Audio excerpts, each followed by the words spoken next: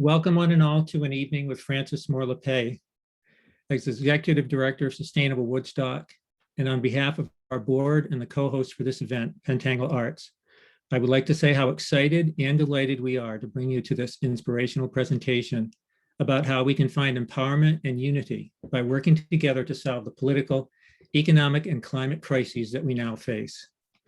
Our sincere thanks to the organizations whose support made this event possible, including the Vermont Humanities and the Sierra Club Upper Valley Group. We would also like to thank Heather Packard for her tireless efforts over the past 2 years in scheduling and planning this Earth Day program. Thank you, Heather. A brief note about the schedule and handling of questions during the event is today. Frances Moore Lappé's presentation will go until about 5:45. We would then host a live question and answer session with Ms. Lappé from 5:45 to around 6 to 6:15. If you have a question that you would like to ask Ms. Lappé at any time, please type into the chat. Following the presentation, myself and Sustainable Woodstock's program coordinator, Ginevra Wetmore, will present questions in the order they were received. Ms. Lappé has kindly signed copies of several of her books, which you can purchase through the Yankee Bookshop, including Diet for a Small Planet, Daring Democracy, and Eco Mind. Ordering information and links were included in the reminder emails that you received and will be put into the chat during this event. And now, it is an honor to introduce Frances Moore Lappé. Throughout the run-up to this event, many people have shared personal stories of how their lives have been transformed by the writings and activism of Frances Moore Lappé.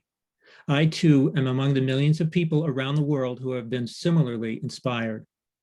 Ms. Lappé is the author or co-author of 20 books, including the 3 million copy Diet for a Small Planet. Her latest work is It's Not Too Late, Crisis, Opportunity, and the Power of Hope. In 2017, she co-authored with Adam Eichen, Daring Democracy, Igniting Power, Meaning, and Connection for the America We Want, focusing on the roots of the democracy crisis in the United States and how Americans are creatively responding to the challenge.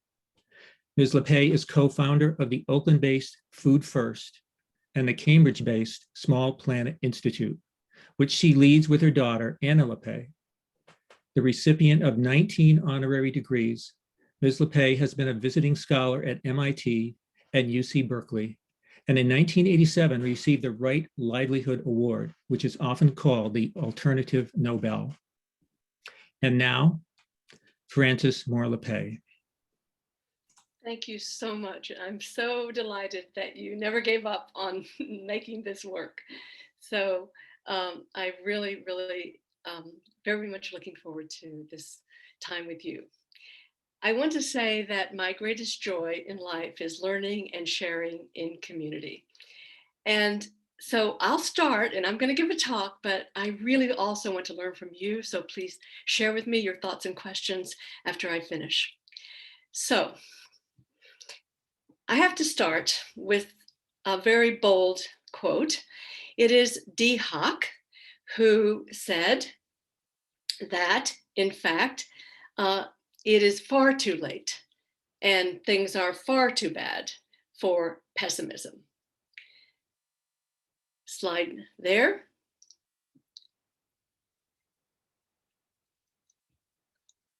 The Dee Hock quote is pretty dramatic. Again, it is far too late and things are far too bad for pessimism. So what do we do then? What do we strive for? It's not blind hope, no.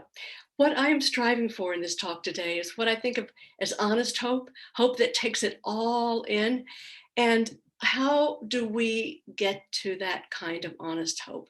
Well, I believe very much that we need to go to the roots of our problems, because that's the only way that we can gain confidence enough to have the sense of hope that's powerful. So what does it mean then to go to the roots? I often think that we are like in a fierce storm in which sometimes the biggest tree can come crashing down. And one of the things that happens is that we can see the roots for the first time. So here we are in this giant storm, and I see 3 interacting roots. Three roots that are impossible to separate out. They're so closely tied together. Now, first, what I call imperiled democracy. Most Americans would be shocked and disappointed to learn that we rank below 60 countries between Morocco and Romania in people's access to political rights and civil liberties, democracy. That's according to the Freedom House, but we're ranked that way by many, well, by four international rankings of democracy. We come out pretty poorly in all of them. So our democracy is so skewed that it's unable to make the choices that most of us want. For example, 84% of us agree that money has too much influence in politics. 84% of us.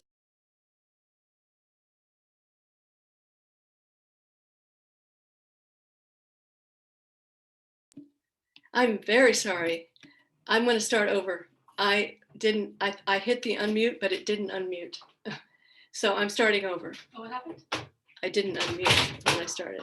Okay. Just very quickly, we're muted there for just a second. So you're fine now. Oh, okay. Okay, excellent, excellent. Thank you for letting me know. So I don't have to begin again. I'm very glad for that. And I was just pointing out that our brutal form of capitalism is such that it infects and infuses the political system so that we don't get the choices made in Washington that we all want, or most of us want. And so what does that look like? And how fast it has happened? It is getting worse, yes. Just over the last several decades, what has taken off is this influx of battalions of corporate lobbyists. Think about it this way. When I wrote Diet for a Small Planet, most corporations did not have lobbyists in Washington.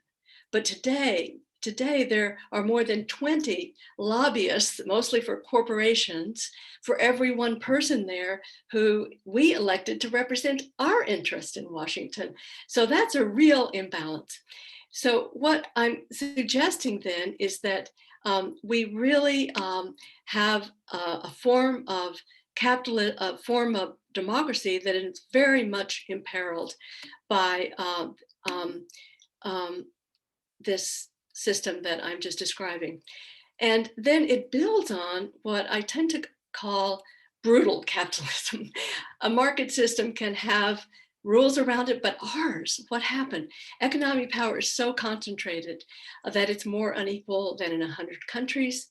And over the last half century, what has happened, the top 1% of Americans' income has grown 100 times faster than those at the bottom. And it is getting worse. So these two roots then, imperiled democracy and brutal capitalism, have brought on a climate catastrophe, the third root. For decades, this threat has been known. Now, 80% of us agree that global warming is a serious, serious problem, but political leaders have not stepped up to act nearly strongly enough. The fossil fuel lobby spent $360 million in a recent election, just to give you an idea of the imbalance here. Compare that 13 times as much as renewable energy companies spent, right? Totally out of balance and wrongly driven by money. So one reason, we're the biggest greenhouse gas contributor after China, and per person, each American contributes 3 times our global share of greenhouse gas emissions. No, not good. So I want you to take note of these 3 deep roots. I want you to really take in how they are interlinked and how they drive us. But these three roots, behind them all is one causal force, and it lives in here, in our heads. I hold that human beings are uniquely creatures of the mind, that we see the world not as it is, but as we are, so to speak. That we hold assumptions, often unconscious, that determine our world. They determine what we can see and what we cannot see. And in this way, I think I'll draw on Albert Einstein, because he kind of nailed it when he said, it is theory which decides what we can observe. So I want to lean on the expert. And he has a very clear statement, but I have my own way of saying that. And that is that we grow up hearing seeing is believing as a common saying, but actually believing is seeing. Believing is seeing. And when I say this, I want to tell you a very homey story about one day when I know that Einstein has his proofs, but I'm going to tell you a homey story, my proof of this concept of believing and seeing. Okay, it's Thanksgiving morning, and there were 30 something people coming for lunch, for dinner, Thanksgiving dinner. And so I was really panicked to get going. And I was going to cook my favorite root vegetable dish. And I rushed around to find the big red pot that I always cook it in and I use a lot. And I couldn't find it anywhere. And I got really annoyed. And I went to the basement. I went to all my shelves. And finally, I gave up. I turned around. I started chopping the vegetables. And then a few minutes later, I turned around and there it is. There it is. But you see, I had put a plant in it. Now here's believing is seeing working. I was looking for something to put in the oven, and typically I don't cook my houseplants.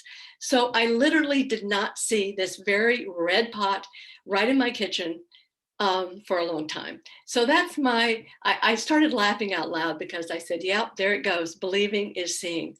But this idea that believing is seeing means that we have to be very careful and really examine what are the assumptions that we hold, because we have to figure out what are those that are crushing us and put them in the rubbish heap.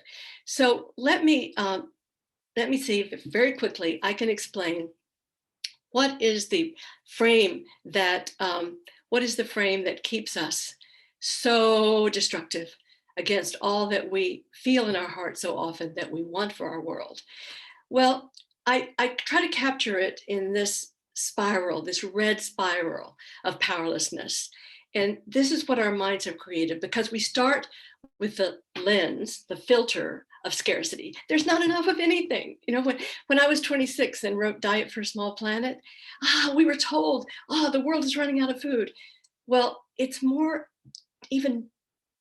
deeper than that, because it's not just, it's scarcity of everything, whether it's parking places or good jobs, you name it, it's this fear of scarcity. And it's not just a scarcity of goods, of things, it's a scarcity of goodness. We believe that if you peel away the fluff, we're taught that all you can really count on in human beings is that, we're selfish, we're materialistic, we're competitive, and we have to, just accept that. And so if we believe that about ourselves, it's really hard to believe that we can be good citizens and think of the general welfare as our preamble to our Constitution calls us to.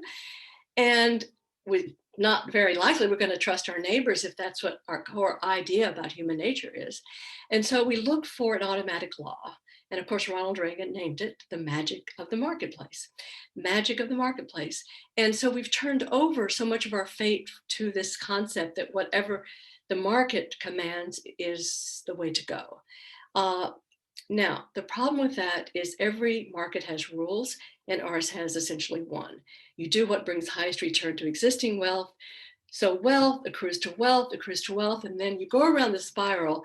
Wealth then increases, people's suffering increases, and people move into blaming and shaming modes, and things deteriorate, and they actually seem to be proving the premise that we're just these selfish little shoppers. We just care about ourselves. And so our trust in democracy even worsens. And so this is the mindset then. This is the mindset that I really see shaping so much of where we are today. Let me just continue here then. And the trick in here is that this is the mindset. I shouldn't say trick. The core understanding is this is the mindset then that so reinforces these interactive root systems of our brutal form of capitalism, our imperiled democracy, and our climate crisis. And so I have chosen a lot of my life to focus then my energy on democracy. And why is that? Because it is the tool then necessary for transforming the other two roots of the broken systems, skewed economy and the climate crisis. So I have to explain what I mean by democracy, because it's not working for a lot of people. And I want to make sure that it's clear what we're really striving for, at least in my view. So I see it not just as a type of government, but it is a way of living together, one that is aligned with what we know about what brings out the best in our species and keeps the worst in our species, in all of us, not just those people, in all of us, keeps it in check. And so I would say that then, what is democracy? What is democracy for me? It is these conditions that only democratic government can achieve. What does it look like? It means the widest dispersion of power. These are the conditions, the widest dispersion of power, so that fairness and the pursuit of the general welfare become possible. That requires dispersion. Inclusive power is another way of saying it. Second, transparency. And here I want to tell you another story that I cracked up about, how we all do better when we know someone is watching. And this is a story about an academic department in the UK a number of years ago. And the professors weren't paying up for the coffee that they were drinking at the coffee station. And one psychology professor thought, so he put a photo of human eyes above the coffee station. And guess what? The professors started to pay up for their coffee. And so I just am amused by that, because lack of transparency is so real in our system. I think about the crisis of the breakdown, financial breakdown in 2008. And the kind of slogan on Wall Street was IBG, YBG, I'll be gone, you'll be gone. They knew they were not being transparent and they could get out of there in secrecy. So number two then is transparency. Three is this idea of mutual accountability. And I like to say we're all connected. If we're all connected, which we are, then we're all implicated in whatever's going wrong or good. But Rabbi Abraham Joshua Heschel has put it the best. He says, yes, some are guilty, but all are responsible. And I love that idea, because I love to twist it around and say, yes, we're all responsible. And that means we all have some power too. And so that, I think, is actually the greatest aid in not being the finger pointing, blaming that gets us nowhere. And so why then does democracy work? I'm making my case for democracy, as you see, because it alone meets the deepest human needs beyond the physical. And I'm going to make a big sweeping generalization here that that all humans need, what do we need? We need to know that our voices count. We need to feel that we have power in the best sense of that we matter. And we need meaning in our lives. I believe all of us want to know, really need to know, that we have purpose beyond just surviving. And three, connection. We need to feel that we're meeting these needs in community. And these three essentials add up to me to the fundamentals that humanity needs: a sense of dignity. And here I think of John Lewis, because I believe he embodied dignity and he spoke for our dignity and to enable all of us to experience dignity. And so in a way, for me, democracy is dignity for all. And so I'm overjoyed to tell you that despite a lot of setbacks nationally, and despite our pitiful international ranking, but behind about 50 or 60 countries in terms of our quality of our elections, that Americans in all walks of life are stepping up. And so something extraordinary is happening. Now, at 77, my age today, I think it really counts when I say I didn't see this in my whole life. I never had seen a movement arising across all issues around the core of democracy. And I find this so encouraging. So what really changed for me is that a moment in 2016 when leaders called for a march to from Philadelphia to Washington, and we called it Democracy Spring. And I didn't think I could walk 10 miles, but I walked from over 100 miles, and it was extraordinarily life-changing. What were we marching for? Voting rights protection, end of gerrymandering, and money out of politics. And those very things we marched for are all now in one bill in Congress, the For the People Act that's pending in the Senate. And so here I am with my hand in the air and joy on my face, because somebody told me, a friend said, "You look like you've never been happier, Frankie." So why was I so happy that day?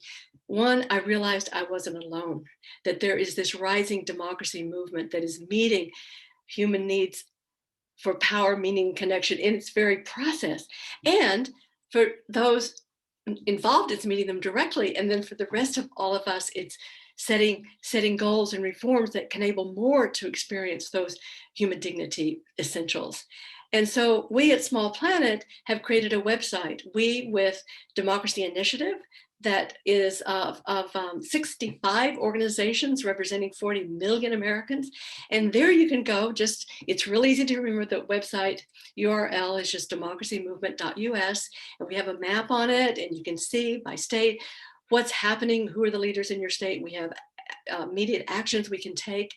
And so that's a tool, and that sort of, we hope, gives people this, aha, there is a democracy movement, that people are coming together despite their particular issues.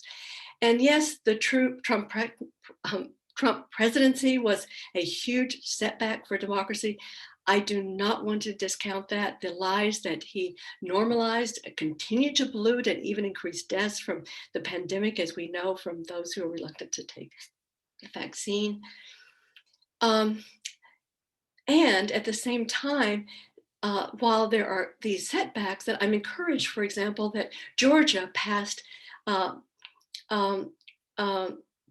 when Georgia passed a deeply disappointing anti-voting law that many are pushing back.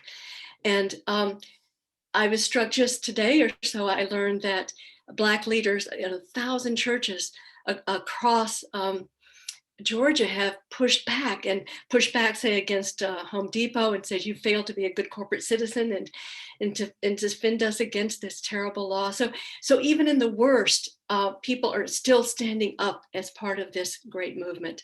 So, and yet there are setbacks, of course, but we are still winning on many fronts. So let me give you just an overview of those wins. This is the fact sheet that you can find at smallplanet.org. And I wish every American knew this, that in last fall, there were 15 states and cities in one county in which regular citizens stepped up and made significant changes. And that then adds to the fact that in 2018, 18 reforms passed, most of them with 60% of the votes. These are issues like ranked choice voting and end of gerrymandering, and just better voting rights legislation. These are reforms that, you add them together, they come up to 33 democracy reforms in the last 2 elections. So I think that's pretty darn impressive. And so I want then to just underscore that, that this democracy movement is tackling the 3 crises at once: the imperiled democracy, the climate catastrophe, and brutal capitalism. And we can build then, and this is our new book online, I'll show you at the end, but it's not too late, about what cities and states are already doing to stoke our courage in taking action. But before I point to my favorite climate heroes in this regard, let's celebrate that the climate talks are coming up, and Biden has really changed the tenor from Trump and is pledging to fight global heating and making it a priority. He's invited 40 leaders to a summit on climate, and preparing for the UN climate sessions in the fall in Glasgow. At the same time, he's investing over $2 trillion in a multifaceted program, as you know, to jumpstart the green economy. Now, that sounds like a lot of money, but let's keep it in perspective. I was just doing the numbers this morning and realized that on an annual basis, that the military spends about 2.5 times that much. So, and keep 80 bases up and functioning worldwide. So keeping that number sounds really big, but boy, we need to spend even more, and let's keep it in perspective of where some of that can logically come. Now, what is the Green New Deal? Many of you are working very much on this, and you are aware, but let's just summarize here that definitely clean energy and the goal of the US leading the way to net zero emissions. And remember here that each of us in the US emit 3 times our share of global greenhouse gas emissions. It means millions of well-paid union jobs and training and new mass transit infrastructure. And already clean energy jobs outnumber fossil fuel jobs by 3 to 1. Terrific. It means replacing lead pipes that are now endangering close to 500,000 schools and childcare centers. Terrible. And it is creating a healthier air. I just was looking at this too. Did you know that air pollution, especially hurting low-income people of color, is linked to as many as 360,000 deaths a year, about what killed as many people as died from COVID in 2020. And we're just got to push that up to a much higher level in our consciousness.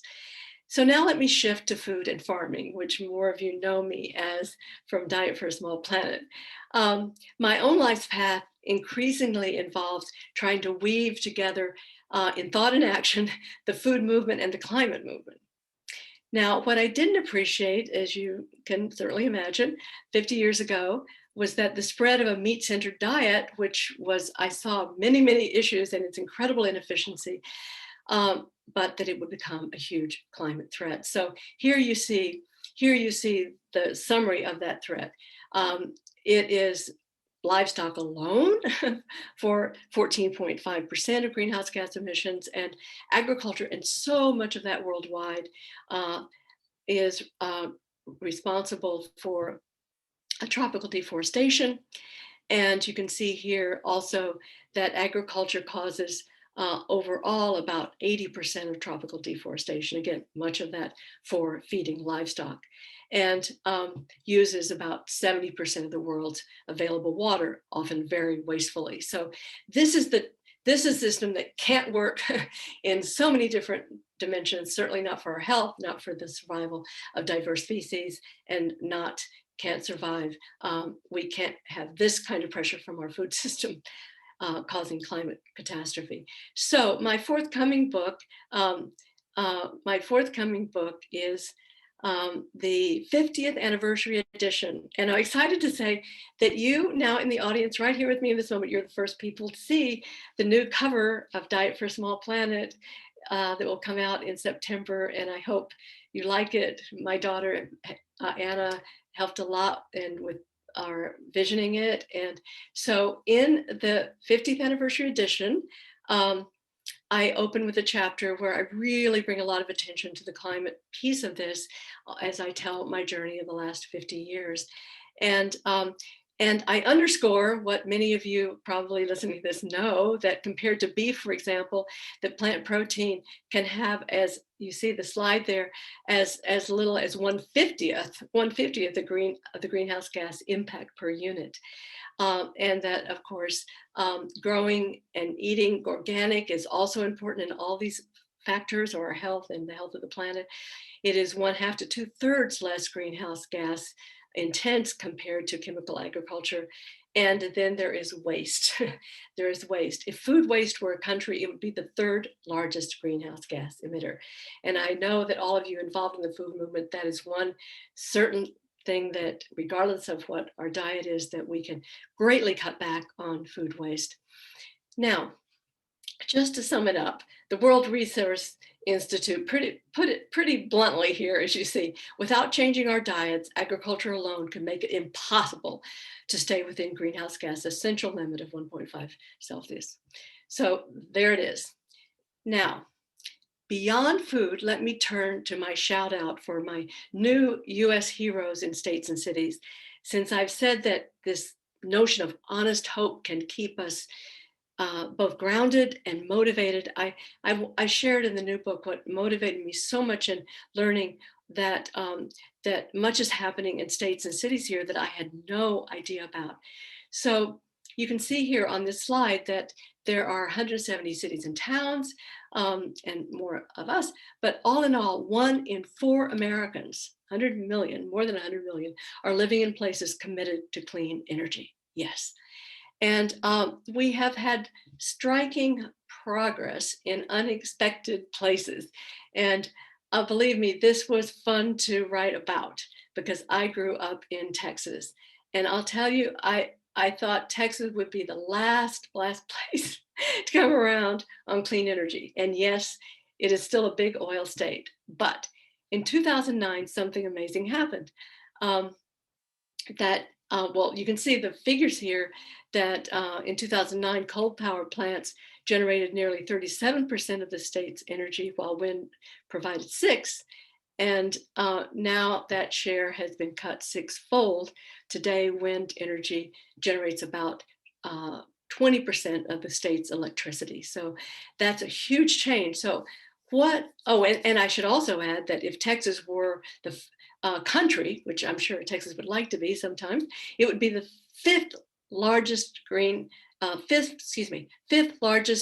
energy producer in the world if Texas were a country. So how did this happen? Well, it's really an interesting story, and I'll try to be really brief here, but it started because those in charge realized that if they call it deregulation, they did, what was really removing the grip of local monopolies in monopolies held utility monopolies locally, and they created competition, but with the framework of a new renewable portfolio standard. And of course, standard sounds much better than regulation. And so they set the goal for how much renewables had to be, how much energy had to come from renewables by 2009, and then kept making higher and higher targets. And now this idea of states setting a renewable energy standard has been taken by 29 states, and half of the US green energy growth can be traced to these 2 decades of the development of the renewable portfolio standard. So that's what happened in Texas. It was a much really intriguing story. Much more interesting than I was able to capture there. But also Georgia, we don't think of Georgia as a leader, but yet by 2024, solar power is on track to be 1/5 of the state's electricity capacity. And in less than a decade, Georgia has been able to place in the top 10 solar power states in the country and provide 76,000 clean energy jobs. And I was very amused at how this could happen in a place that I think is pretty much a red state.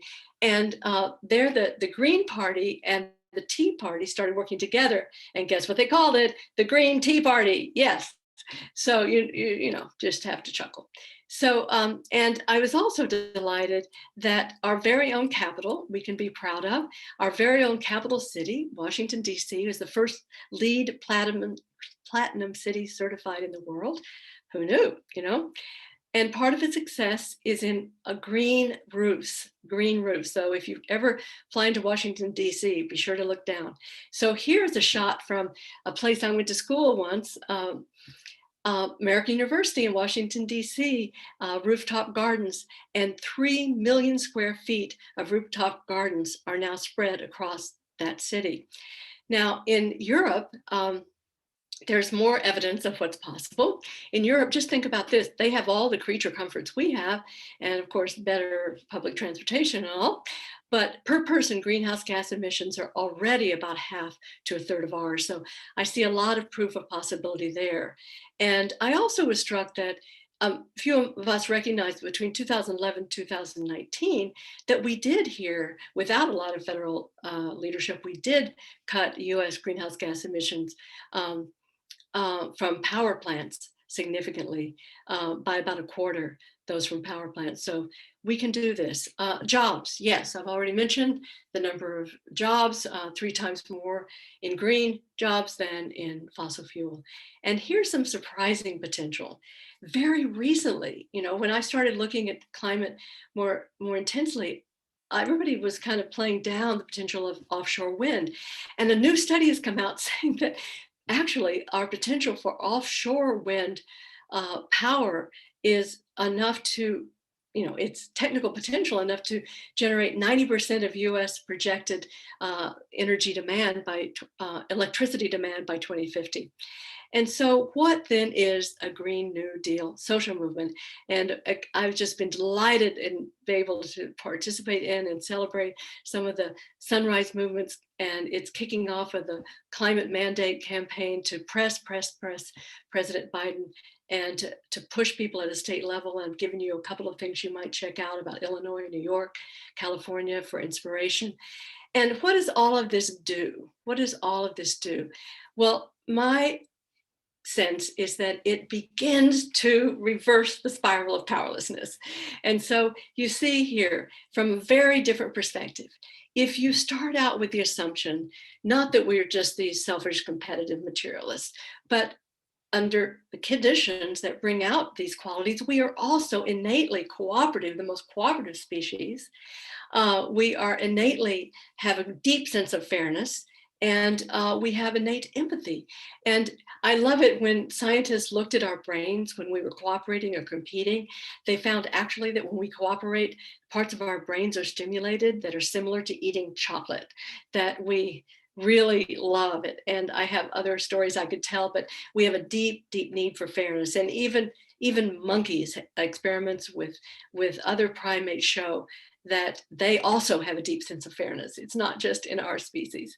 So these great qualities will show up if we set the rules right. And so what is happening then is we gain confidence in ourselves. So we step up in the democracy movement, we can create new rules. We can create new rules that bring out the best in us and start to reduce the incredible deprivation and suffering and early death of low-income people in this country. And we can go around then and begin to change the rules, which we're doing, to create a fair, not just a fairer election system, but then fair rules for our democracy in terms of how we use our public resources, etc. And then our confidence begins to build, and that too becomes a self-reinforcing spiral of power, empowerment. And so what happens then is we start to taste the reward of what I call the thrill of democracy. We start to taste the reward. And that was me on my happy walk. But what happened to me, and Adam Eichen, my young co-author of Daring Democracy, we identified 3 elements that changed our lives during that march. And one was bonding with strangers, people we never imagined to be, pro-democracy activists. And we thought, oh, we're not so weirdo, we're not alone. And then by just doing what we thought we could not do, we began to call that civil courage. And once we've experienced the taste of civil courage, of stepping out in a way we thought we couldn't, hopefully the next time, we are able. And it's thrilling. And then we are the owners. What does that mean? It means that as Adam Eichen, my young co-author later, is we approached the Capitol and we saw the Washington, the dome of the Capitol coming into focus, we both started tearing up and had a similar moment of aha, where we said, oh yeah, those people working in those impressive buildings, they work for us. We are the owners of our democracy. And for me, that sense has really, really stayed with me.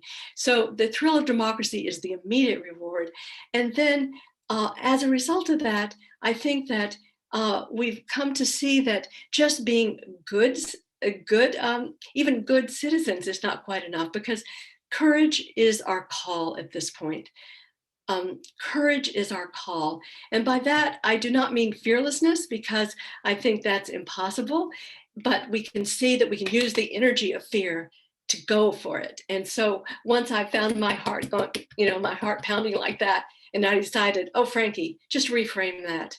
that's your inner applause going off. So I was able to do what I was going to do, and I'm going to keep that in mind from now on, my inner applause. So the great news in all of this is that courage is contagious. Courage is contagious. And when I say that, I think of Chloe, dear Chloe Maxman, who was a student and working for getting corporations, for divestment of her university from fossil fuels, and very much a climate activist, but she wanted to go home to rural Maine. And guess what? She had the courage to run for office in a place where she was, in a place that's quite elderly district compared to the rest of the United States.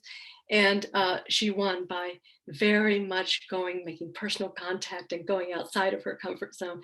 So I think people like her, like Chloe, who then went on to pass and fight for and pass a Green New Deal for Maine with all the good things that we've talked about, that we have to remember then that courage is contagious, that someone is always watching, always watching. The only choice we don't have is whether to change the world. Our inaction, that also, people watch that. Our action, somebody is watching that and thinking, oh, maybe I could do that.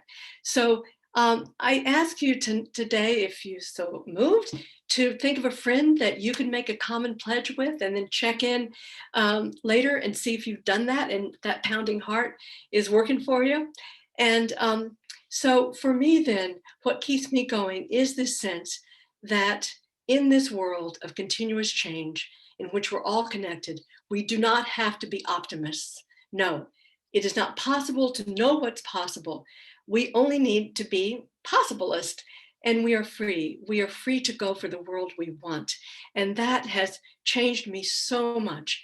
And I just loved sharing my thoughts with you today. And I just want to thank you so much for participating, and especially on this very momentous Earth Day, and that we are together. And Michael, I want to thank you, and as the Executive Director of Sustainable Woodstock, for inviting me. And I know it took a long time, but I'm glad you hung in there. And just know how very, very grateful I am. I actually lived in Vermont for much of the 90s, and part of my heart is always there with you in Vermont. Thank you, thank you. Thank you so much, Frances. It was wonderful. Where did you live in Vermont? In Brattleboro. Oh, great. On Black Mountain. On Black, do you know Black Mountain? Yeah. Black Mountain, yeah. Yeah, Brattleboro is still a very progressive place, so that it would have been perfect. Yes, So we've got, go ahead. Oh, we started a national news service from the hillside in Brattleboro called American News Service, but we covered America's search for solutions, is what we called it. That's great. Mission, yeah. Well, next time you're in Vermont, please give us a shout. You have a place to stay. Thank you. So we have a few questions here. The first question that came in is, does a brutal form of capitalism imply there is a better form of capitalism? I hope not. See Kate Raworth and Jason Hickel and others. Yes, I think about that a lot. What I'm trying, in a speech, so many concepts, I didn't really go home on that one as I should have perhaps, and I'll try to do better. But what I mean is that I think when people hear, what I'm talking about is a democratic economy that goes with a democratic polity, in which a market can play a role, where you can have people who are owners of capital and they follow the rules that are set by the public. So I'm not saying that.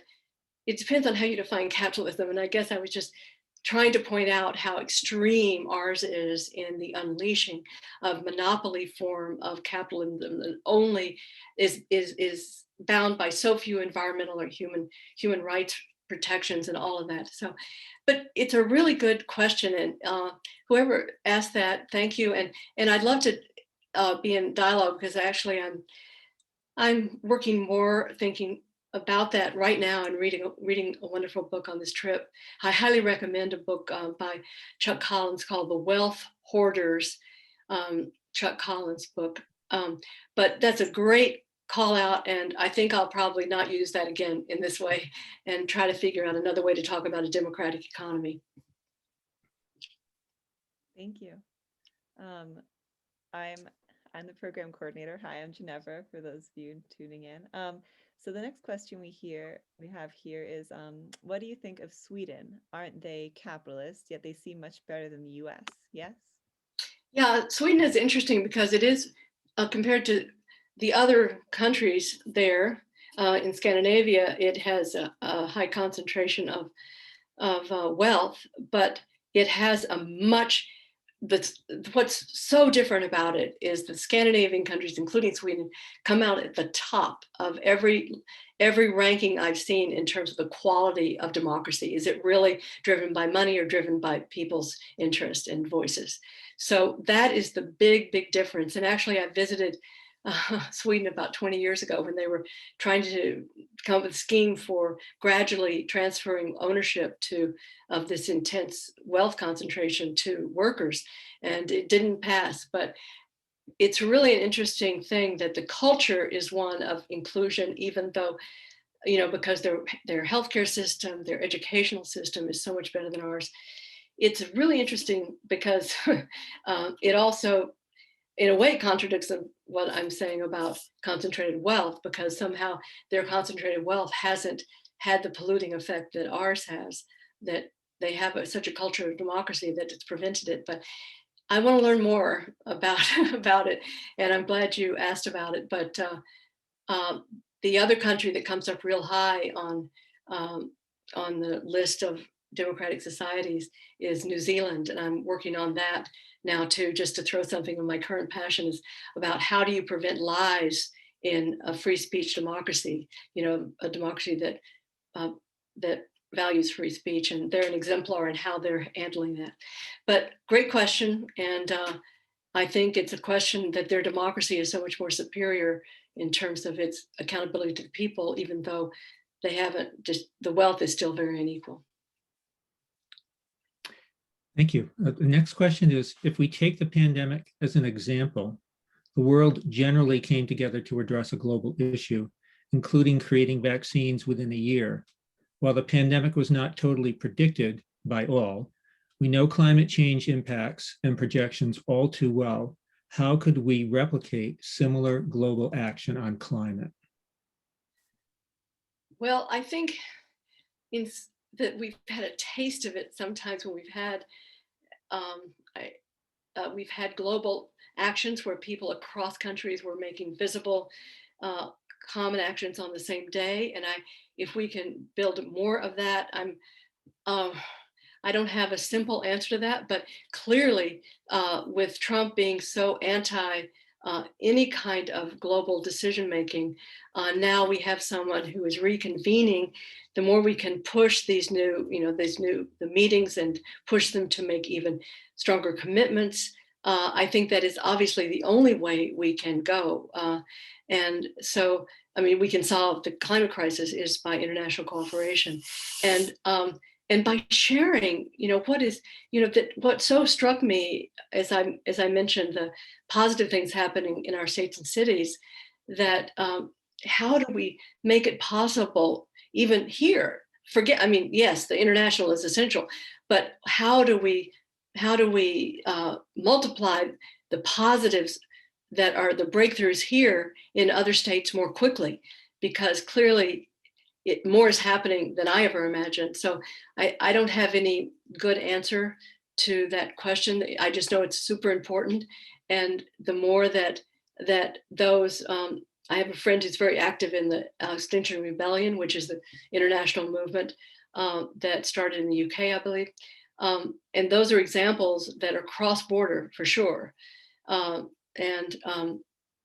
Any way we can make clear that this is, how do we learn and actually use shaming in a good way by saying, hey, if we can do this, why can't you, So I'm all against shaming, but maybe a little bit of comparisons, because I think Americans have such a false sense of identity as we are the leaders of the world, and don't have any idea of how far behind we are on all of these scores of democracy or climate or economic opportunity. Thank you so much. Let's see, we have a question from Judy. I was so impressed back in the 80s that the new government in Nicaragua chose you as their diet consultant, I think, she says. Daniel Ortega seemed like a good guy and a visionary. I thought they were moving toward democracy. What happened there? Well, I was not aware that I spent some good time in Nicaragua and was very excited and helped out on a book called What Difference Could a Revolution Make? And another book that I co-wrote called Now We Can Speak, where we went around in Nicaragua, just interviewing people. And that was their impulse, now with the new government that's the dictator was gone and they could speak. So we had, all of us who were part of that were so hopeful. And I know it's an oversimplification, but once the US started backing the Contras, and I think there is a tendency in history that when a progressive government feels threatened, it feels like they have to tighten the hatch and lock down and become less inclusive. And that is what happened. And I haven't been able to focus on what is going on in Nicaragua today, but I do know that it was a very, very promising beginning. And I just want to add one thing that they had planned to do that I don't know of any country doing, that I hope somebody picks up again, is they wanted to create essentially their parliament or their governing body. The idea of it would, instead of there would be representative, or in addition maybe to representatives from regions like we have, or states and geographic, but there were representatives by sectors, like small farmers would have representatives, and women's organizations, and religious organizations, and big farmers, and that I just thought that was a really interesting idea of what democracy could look like that was so different. And all of those dreams seem to be put on hold, or many of them put on hold. Again, I'm not keeping up with the current situation, but I do feel strongly, from what I do know, that the US intervention really helped turn it away from the very the land reform, very broad-based, inclusive process that they initiated. Thank you. The next question is a really interesting question. Should we consider entomophagy, which I assume is the consumption of insects, as part of the path to reducing the consumption of livestock meat? What are the data around the diet of insects and climate change? Thank you, Michael Quinn. Gosh, I don't know enough to answer that, but anything that we don't have to put in feedlots and feed, chemically produced grain, I think it's an improvement. I do know, I'm a real fan of the work of David Attenborough, and I began the new diet chapter, with his focus on the 6th great extinction, just how much biodiversity we are losing. So not anything that would make insects more of a crop to be harvested kind of terrifies me. But I really don't know enough about it, but I'm eager to know more. Anybody can reach me, through our website. And I just, as I say, I just love from a community would come together for this talk. I'm sure I have so much to learn from you. So anybody who knows an answer to that, maybe they can help me. Thank you. Michael gets these fun questions. So what can the average person do and think to break out of a sense of powerlessness and instead seek to feel hopeful and empowered?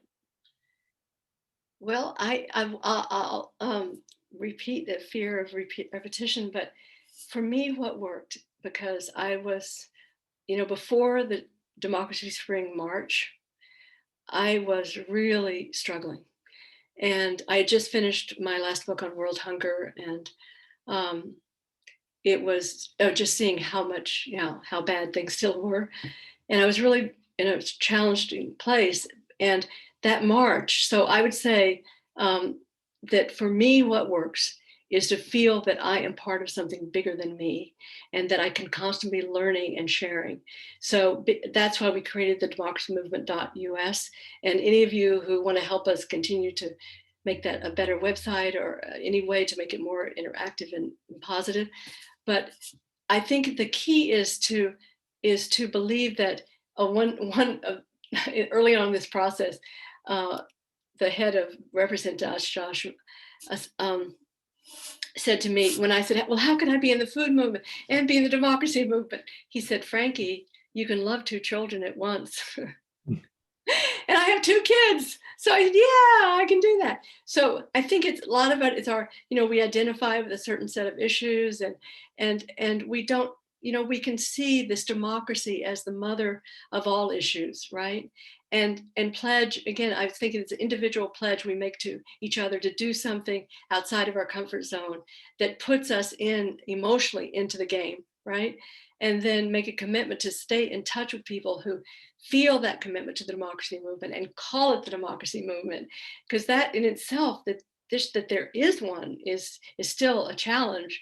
And by the way, Adam and I in our book, Daring Democracy, we fought with the publisher to put a capital D and a capital M on democracy movement to just underscore that for us, that it's a real thing, And yes, it's very diverse and differentiated, and there are a lot of things happening, but it's people who understand that we don't, we rank so low in international rankings on democracy, it's pathetic.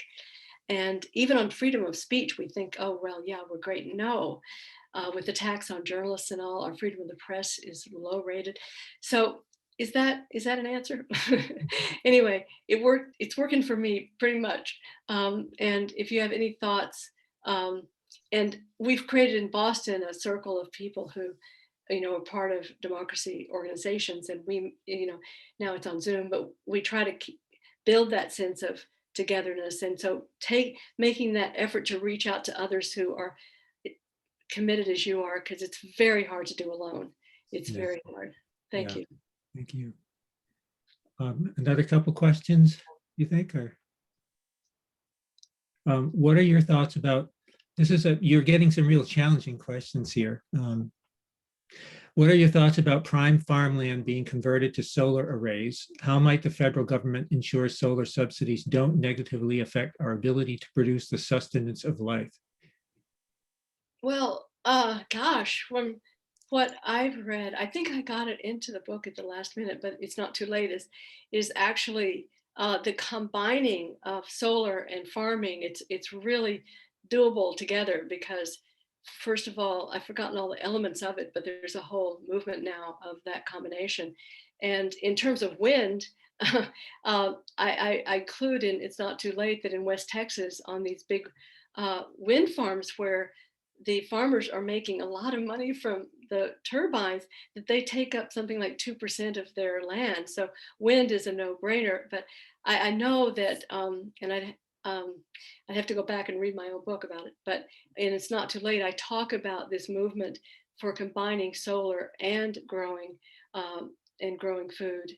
And it's related to this idea of agroforestry, which I stress a lot in the new opening chapter for Diet for a Small Planet, because people have this idea, well, any kind of shade is going to make farming impossible, but there are a lot of ways to do that, and plants benefiting from some shade that keeps the soil more moist and they don't need constant sunshine. So I think it's the complementarity is just beginning to be known. So that's my thin understanding, but I would encourage anybody who has that question, it's a great question, to go deeper into it. And it's not too late would be some sources for that. Thank you. Our next one here is, how can citizens best pressure the corporate world to take action on behalf of the planet? Well, one of my favorite organizations is called Corporate Accountability. And that is what their mission is to hold corporations accountable. My daughter also at Real Food Media, clearly that is one of their missions, is explaining the incredible impact on food processing and food advertising. And I don't know how to really push against and to expose. There was an incredible book out on the deceit in terms of, it's Monsanto Papers, it's called, the deceit of Monsanto in furthering its agenda of pushing out its GMOs, which are linked to a carcinogenic pesticide, glyphosate, herbicide. I think, again, back to align with organizations. And I think that corporate accountability is a prime example, but I'm sure there are many others. But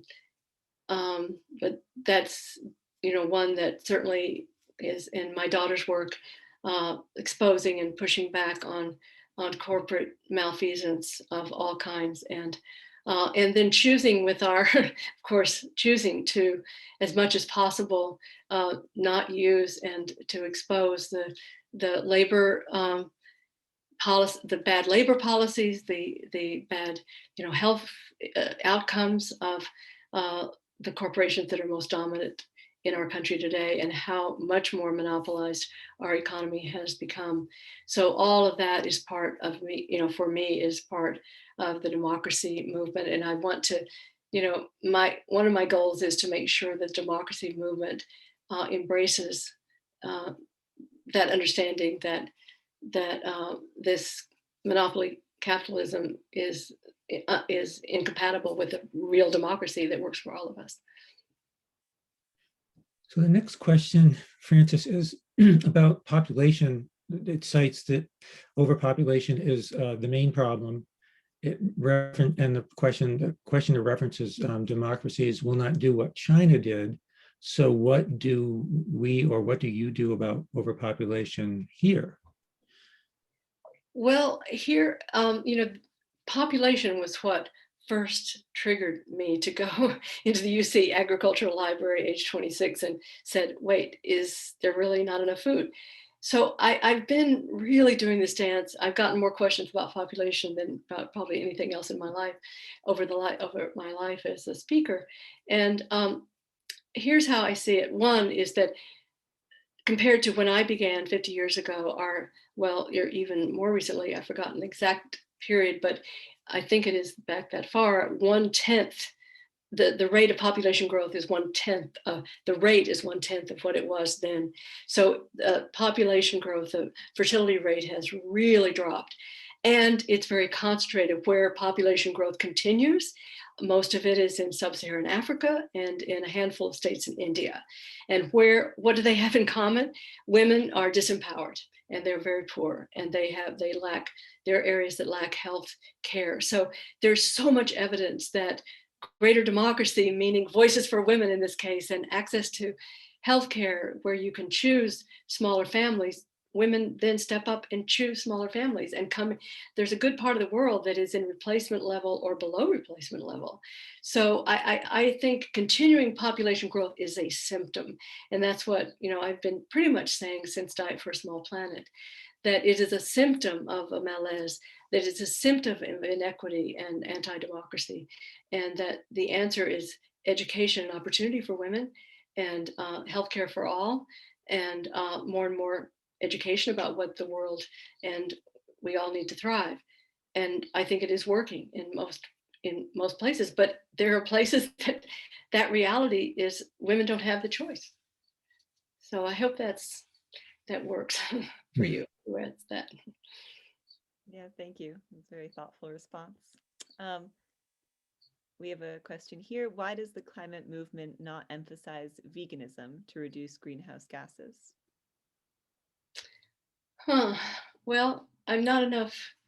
I really feel, maybe it's just because of the lens that I wear, that people's appreciation of how the growing of food contributes to the climate crisis is increasing, that awareness. And I surely hope my new 50th anniversary, every time I give an interview or anything, hopefully I can use that as a way to get the word across, because there's a lot of emphasis on, I didn't know, in my first book, I couldn't really identify the climate crisis to come.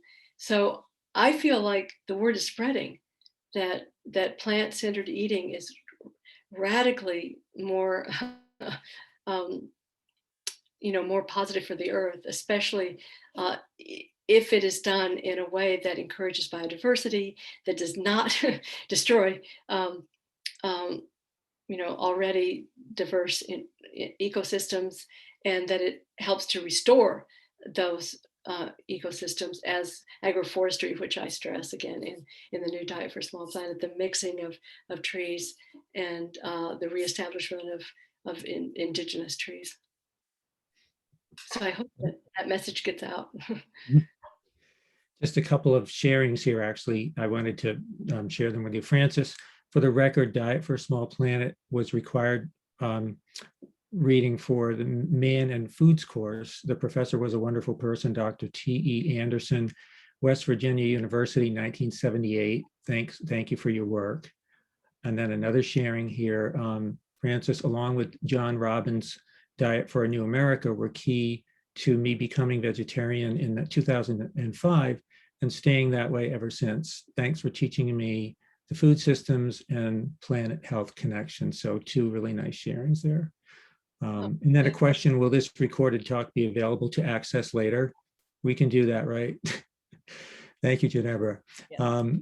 And also another one, thanks for being a lifelong activist. And a question, so thank you all of those who shared that. And I'll just share that it was the influence from your book that came out in the 70s that is the reason that I've been a vegetarian since 1974. So you've really had an impact there. Really lowered my carbon footprint without my knowing it all these years. And it's amazing to me, just as a takeaway quickly, that we spend so much time focused on putting solar arrays in and transportation issues when looking at the figures for how we can reduce our carbon footprint by changes in our diet, even if they're fairly small to moderate. It's amazing that we don't put more energy into that. So thank God you're there doing that, and with your new book coming out, because that's really, really needed. So yeah. The next question. Yeah. No. No. This question is, isn't capitalism inherently extractivist and thus anti-democratic? So instead, can we please move instead towards a circular economy or similar alternatives to growth-obsessed modes? Yes, I think you'll see, I wrote a book called Democracy's Edge, where I looked at each sector of what would democracy look like. And yes, I mean, I think what I would call that is a democratic economy. And the tricky part is the languaging that I'm obviously still struggling with, and I'm not going to use brutal capitalism in that way again. But what I would call it is economic democracy, that we can't have a political democracy without the principles of democracy ruling, governing, setting the standards for our economy. And I don't think there's any perfect example of that, but there's certainly societies in which there's much less toleration of monopolies, and there is certainly not the corporations are not allowed to interfere in the political process the way they do here. And so I'm still one of the things I want to be doing in the next period is having a better way to describe the kind of economic democracy. There's an organization called the Democracy Collaborative that has put out, Marjorie Kelly, for example, is an author on this, and writing about economic democracy, what roles cooperatives would have, because that's been a big part of what I've emphasized is the role of cooperatives in creating a democratic economy. And so I guess, the only, there's just so much about the term socialism that, yes, many people, a lot of Americans, and I think it's the last time I looked at the majority of young people had a pretty bare majority, but I think had a pretty positive association. But a lot of people still think that they associate it with more government top-down decision making rather than more collaborative and democratic decision making. So there's been I think a dearth of good languaging, and the best I've come up with is a democratic economy And that's what I want to get better at describing. I guess what I was just trying to defend myself a little bit about the brutal capitalism is that we have a particularly brutal form. It's not just because a lot of countries would call their economies capitalist and still are not nearly as brutal as ours. So that's what I was trying to get across. But clearly, the solution has to be worded differently. So I'm working on it. Thank you. We have time for a few more questions, I think. Just a few. One of the powerful messages embedded in Diet for a Small Planet was a concern for the commons, people and planet. How do we carry this frame of a strategy for the commons into the practice of democracy and addressing our climate emergency? Well, I just got a dear friend just emailed me his book, Peter Barnes. Do you know that name? He wrote Capitalism 2.0, I think it was called. But anyway, he's written a new book. I haven't read it yet. I just got, it's not out yet, but I think it's just called Own or We Own. But Peter Barnes is the name, and he's really goes deep into this whole question of ownership. So I just would refer people to people who are living and breathing these questions. And again, I would recommend the Democracy Collaborative based in Washington, those folks, and the new economy, whatever they're, anyway, New Economy Network, I believe. So there are a lot of folks trying to identify what is working elsewhere. And remind me, I got lost a little bit. The question was, could you remind me, Michael? I kind of got the idea of the commons and how the idea of commons, right? So that's what made me think of Peter's work, because that's very much deep in his thinking, and that I just want to underscore there on the theme of the commons that one of the things that I repeatedly do, maybe twice in this speech, but remind us that in the preamble to our Constitution, it points out that a purpose of our nation is to, quote, promote the general welfare. So there was a sense of this common welfare that was the purpose was to serve it. And so I think that idea to make clear what is the commons, what, you know, this what do we protect for the commons? Certainly biodiversity and the various, I hate that, well, anyway, the protected areas, how we need to protect more as a common space because we're losing so much biodiversity. And so those are just some resources, I would say, the work of Peter Barnes and the Democracy Collaborative. And if anybody wants to stay in touch with me on that and it has suggestions of reading, I would love to go deeper, because this summer is going to be my time to, I've got the 50th anniversary edition is on its way, and I really want to get outside of my comfort zone of reading and start going deeper into these questions I'm being asked. So thank you. I think we have time for another question or two, and that we'll be starting to wind down. But the next question is, I recently watched the docufilm Cowspiracy and was really shocked. Is meat production really the biggest problem, much bigger than fossil fuels? Well, I trust my daughter on this. She's not here in this moment, but I'm pretty sure that she thinks that there's not, it's not a good educational tool, that we're very much in sympathy with the purpose, but it's not evidence-based enough to really be able to promote it. So I think there's so much, sort of academic and real distinguished institutions and who are coming out with very, very clear message that we cannot continue this to pursue a meat-centered diet and solve the climate crisis and solve our health crises, that we don't need to stretch anything or overstate anything. That I look forward to, any of you who have that question. I think I was so excited about how much new research is being done on just how much, that meat-centered diet is destroying biodiversity and making climate solutions impossible. So we've got to change that. That's a no question in my mind, no contest question. And so, yeah, I would go there. I would go to there are a number of studies out that are pretty easy to locate, academic papers and things that don't overstate it, but may state it very powerfully.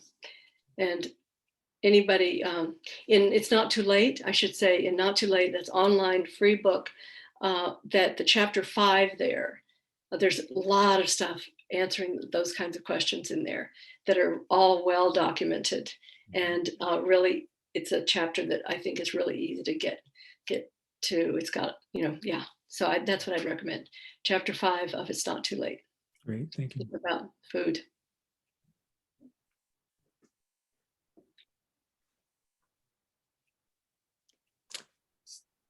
Shall we finish up then? Are we?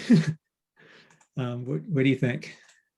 Well, you can see the questions and I can't, but I just am delighted and that I got exactly what I wanted from this. I started out saying that, this is my favorite thing, not so much under COVID time, but, of learning and sharing. I love, love, love.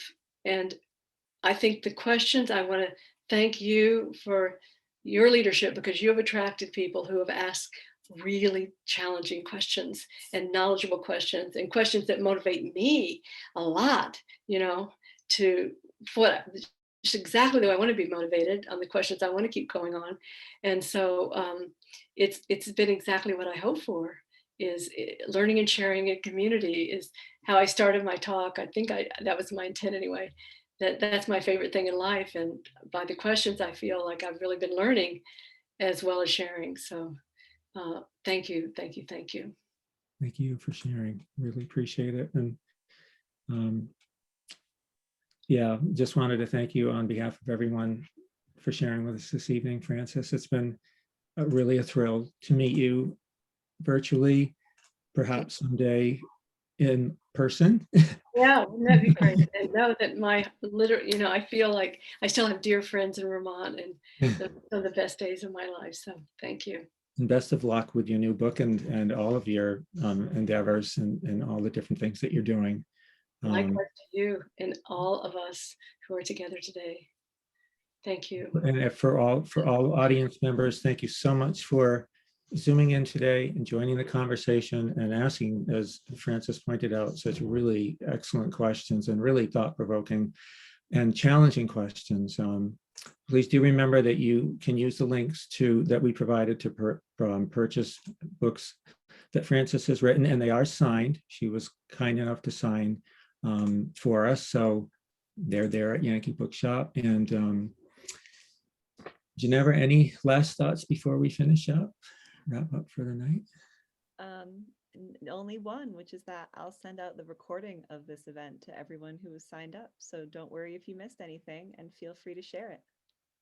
And that will that also include the chat, Ginevra?